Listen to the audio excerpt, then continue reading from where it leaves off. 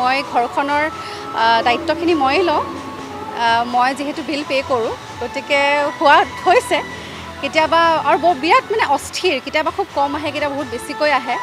সেইটো প্ৰশ্ন মোৰ বুলি নহয়, প্ৰত্যেকজন সাধাৰণ ৰাইজৰে হৈছে আৰু এই ক্ষেত্ৰত চৰকাৰে অকণমান মনোযোগ দিয়াটো উচিত। আৰু মই ভাবোঁ যে যিহেতু প্ৰত্যেকৰে প্ৰশ্ন হৈছে, ডেফিনেটলি কিবা এটা থাকিব পাৰে, সেইটো বস্তু শুধৰালে হ'ল।